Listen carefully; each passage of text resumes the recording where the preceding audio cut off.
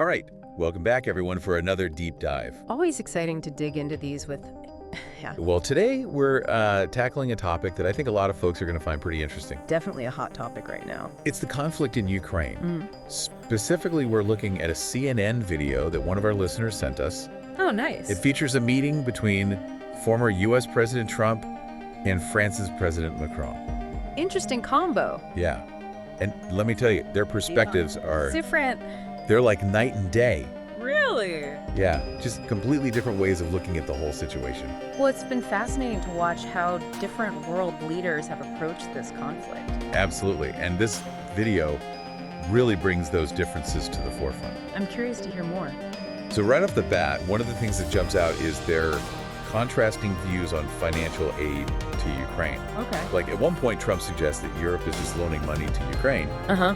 and Macron like straight up corrects him. Yeah, he emphasizes that Europe has actually provided 60% of the total aid. 60%? Wow, that's... I know, right? And he makes it clear that a lot of that aid is in the form of grants, not loans. I wonder why he felt the need to make that distinction so explicitly. Well, I think it speaks to the whole idea of strings attached. Ah, you mean like conditions placed on the aid? Exactly. Yeah. Historically, when aid comes with conditions like having to repay loans, Right. it can create this kind of power imbalance. Oh, I see. The recipient country becomes beholden to the donor, Yeah, that makes sense. and it can even influence their future decisions. So Macron might be highlighting the grant aspect to show that Europe's support comes with fewer strings attached. Exactly. It's not just about throwing money at the problem. It's about how that money is given and the implications that come with it. That's a really insightful point. And then there's this whole issue of the frozen Russian assets in Europe. Right, the ones that were frozen after the invasion. Exactly. Macron explains that while the assets themselves can't be directly seized, Because of international law? yeah, it would be a huge violation. Right. But he says the proceeds generated by those assets, those can be used to support Ukraine. Ah, so it's like you can't touch the principal, but you can use the interest. That's a good way to put it. But even that is kind of controversial. I can imagine. It gets into this whole gray area of international finance. Legally speaking, it's a bit of a minefield, isn't it? Totally. And of course, Trump has his own ideas about what should be done with those proceeds. Oh, does he now? Oh, yeah. He thinks they should go towards reimbursing the U.S. for its support of Ukraine. Really? So, like a payback for the aid we've been providing. Exactly. Macron, though, argues that Ukraine should be compensated first. That's a pretty stark difference in priorities. Right. It's like Trump's coming at it from a purely transactional perspective. Like, okay, we've spent this much, now we need to get repaid. Whereas Macron is focused on Ukraine's needs and their recovery. Right. And this kind of leads us into another big point of contention, the whole question of a peace agreement. Oh yeah, that's been the big question looming over everything, hasn't it? Absolutely. And get this, Trump actually claims that the war could be over within weeks. Weeks? Yeah, he's super optimistic. Wow, that's a bold prediction. Right. He even suggests that Zelensky might be ready to sign a peace deal soon. I wonder what he's basing that on. Well, he doesn't go into specifics, but he does mention something really interesting. What's that? He claims that Putin is open to having European peacekeepers in Ukraine as part of the deal. Whoa, hold on now, that's a pretty big claim. Right. It's hard to imagine Putin just welcoming peacekeepers with open arms. Yeah, that goes against everything we've seen from him so far. Right. It makes you wonder if Trump's maybe misinterpreting things, or maybe he's just trying to spin the narrative in a certain way. Yeah, it's hard to know for sure without more context. And then there's this whole issue of rare earth minerals that keeps coming up. Oh, interesting. What about them? Well, Trump mentions a potential deal with Ukraine. And the U.S. Treasury Secretary in the video actually claims that they're close to an agreement. Really? Yeah, but then Zelensky has publicly rejected this idea of a massive deal, giving the U.S. access to Ukrainian mineral deposits. So we've got conflicting accounts here. Yeah, it's definitely a bit of a puzzle. It highlights the complex role that resource extraction can play in conflict resolution. Right. Like, are these deals about genuinely supporting Ukraine, or are they more about securing access to these strategically important resources? Exactly. And what are the long-term implications for Ukraine's autonomy if they become heavily reliant on a single buyer, even if it's the U.S.? Right. It's a lot to unpack, that's for sure. It sounds like we've got a lot to dig into here. Oh, absolutely. We've got conflicting views on aid, on the use of frozen assets, on the likelihood of a peace deal, and now this whole rare earth mineral angle. It's like a tangled web. It is, and it's our job to try and untangle it. I'm up for the challenge, are you? Let's do it. It's like we're dealing with this unprecedented situation, right? I mean, the scale of this conflict, the amount of frozen assets, it's unlike anything we've really seen before. So how do we even approach something like this? I mean, from a legal standpoint, where do we even begin? Well, you have to start with the arguments against using those frozen assets, even for something like humanitarian aid. Okay, so what are the concerns there? Well, critics worry about the potential fallout for the global financial system. What do you mean?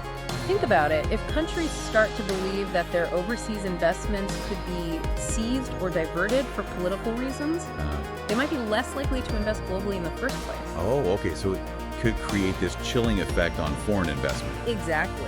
And that could have a ripple effect on economies all over the world, especially developing countries that rely heavily on those investments. So it's not just about Russia and Ukraine, it's about the potential impact on the entire global financial system. Precisely. It's about maintaining stability and predictability in that system, which is already pretty fragile as it is. I see. And then there's the legal aspect. Right, we talked about that earlier. Even if those proceeds are used for a good cause, some argue that it still sets a dangerous precedent. In terms of, This appropriation, essentially taking someone else's property without their consent. yeah, that sounds kind of dicey. It could have long-term consequences for international law and diplomacy because it undermines the principle of respecting property rights, even when it comes to states. So it's a slippery slope. You could say that. But what about the other side of the argument? What are the reasons for using those frozen assets? Well, proponents of that view argue that this conflict is so extraordinary, so egregious. That it demands extraordinary measures. Exactly. They point to the sheer scale of human suffering, the destruction in Ukraine, and they say it's simply unjust to let Russia escape any financial consequences. So it's a matter of holding the aggressor accountable. Yes, and using those funds to help rebuild what Russia has destroyed. That makes sense from a moral standpoint, And there's also a pragmatic argument which is, that Ukraine desperately needs those funds to rebuild its infrastructure, its economy, its people's lives. yeah, those frozen assets could provide a much-needed lifeline. Absolutely. It's a way to channel those resources back to where they're most needed. So we've got this moral imperative on one hand, and then this practical consideration on the other. It's a tough call, isn't it? It really is. How do you balance those competing interests? Well, there's no easy answer. That's kind of the theme of this whole deep dive, isn't it? Yeah, complex issues rarely have simple solutions. Well said. All right, let's shift gears a bit and talk about Trump's optimism regarding a peace deal. Oh yeah, he seemed pretty confident that things could wrap up quickly. Super confident. He even suggests that Zelensky's on board with it. It's interesting that he'd make that claim without providing any evidence. Right. What's he basing this on? We don't really know from the video. And then there's that comment about Putin being open to peacekeepers. Yeah, that one really raised my eyebrows. Mine too. It seems so out of character for Putin. Right, I mean, he's always projected this image of strength and control. So the idea of him willingly allowing European peacekeepers into Ukraine just doesn't add up. It doesn't unless there's more to the story than we're seeing here. Maybe there are back channels or some sort of behind-the-scenes diplomacy that we're unaware of. It's possible, but even then, Zelensky's rejection of that rare earth mineral deal complicates things. Yeah, that's a big piece of the puzzle, isn't it? If a peace deal is truly within reach, as Trump suggests, why wouldn't Zelensky seize this opportunity to boost Ukraine's economy? Especially with a deal that involves something as valuable as rare earth minerals. It seems counterintuitive. Unless he's playing a different game altogether. Right. Maybe he's thinking long-term about Ukraine's independence and autonomy. It's like he's wary of becoming too reliant on any one country, even a friendly one like the US. It's about avoiding those strings attached that we were talking about earlier. So he's prioritizing strategic independence over short-term economic gain. That seems to be the message he's sending. Which brings us back to that question of what constitutes a good peace deal for Ukraine. Right, because what might look like a win for Trump, With Ukraine making concessions and maybe giving up some of those valuable resources. that might look very different from Zelensky's perspective. And from the perspective of the Ukrainian people who've endured so much. Exactly. So we have to be careful about accepting any one narrative at face value. We need to consider all the angles, all the motivations, all the potential consequences. It's about digging deeper, asking tough questions, and challenging our own assumptions. So let's do that. Let's dive into the complexities of a potential peace deal. What would it actually look like? What compromises might be necessary? What are the potential pitfalls? Well, any viable peace deal would likely involve several key elements and a delicate balance between them. It really comes down to a multi-pronged approach, doesn't it? A peace deal that's going to stick. It's going to actually work. So what are the key ingredients? Well, as we've said, territorial adjustments are going to be a major hurdle, but those are really just the start. Right, it's not as simple as just drawing lines on a map. Exactly. Ukraine needs something more, something concrete, to ensure its security going forward. So security guarantees, right, like what? Like some kind of international pledge to protect them. It would have to be more than just words on paper. It would need teeth. So what, like a commitment from NATO to defend Ukraine if they're attacked again? Well, NATO membership is a bit of a thorny issue. It's a red line for Russia, and pushing for it could backfire. Yeah, that could escalate things even more. Exactly. So any security guarantees would probably involve a combination of things. Look what? Well, maybe commitments from international organizations like the UN or the OSCE. Okay. And then also bilateral agreements with individual countries like the US, France, maybe even China. So a network of alliances is a sort of web of protection. You could say that, yeah, the idea is to create a credible deterrent, something that would make Russia think twice before even thinking about another invasion. Okay, so deterrence are one piece of the puzzle. What else? Well, we can't forget about the economic dimensions of this conflict, those frozen assets, and the potential for deals involving resources like rare earth minerals. Right, we talked about that earlier. Those economic factors could actually play a crucial role in building a more sustainable peace. Okay, so how so? Well, for starters, those frozen Russian assets, if they're managed properly, could provide a massive injection of funds for Ukraine's reconstruction. So using Russia's own money to rebuild what they destroyed. It's kind of poetic justice, isn't it? But it has to be done transparently with clear oversight to prevent corruption. So accountability is key. Absolutely. And then there's the whole question of reparations. Should Russia be held financially responsible for the damage it's inflicted? That's a tough one. I mean, how do you even begin to calculate the cost of all that destruction? It's not just about the physical damage, it's about the human cost.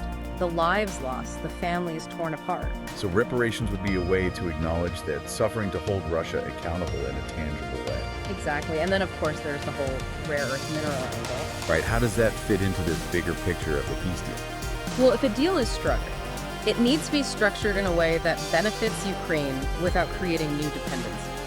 So not just handing over control of their resources to another country. Right. It's about empowering Ukraine to develop its own economy in a sustainable way. Diversifying their trade partners, investing in their own processing capabilities. Exactly. It's about creating a more resilient and self-sufficient Ukraine, one that's less vulnerable to external pressures. So we've got all these moving parts, security guarantees, economic arrangements, and then of course those thorny territorial issues. It's a complex equation, no doubt about it. And it requires a nuanced approach. Exactly. There are no easy answers here, no quick fixes. It's going to take a lot of hard work, a lot of compromise, and a willingness to see things from multiple perspectives. And a lot of hope, a belief that a peaceful future is actually possible. Well said. Well, I think we've given our listeners a lot to think about today. A lot to chew on. We've delved into the complexities of this conflict, the potential pathways to peace, and the challenges that lie ahead. And we've highlighted the importance of critical thinking, of challenging assumptions, and of engaging in respectful dialogue even when we disagree. Absolutely. It's been a fascinating deep dive, and I want to thank you for sharing your expertise with us. Always a pleasure. Thanks for having me. And to our listeners, thank you for joining us on this journey. We encourage you to keep learning, keep questioning, and keep striving for a more peaceful and just world. Until next time, take care.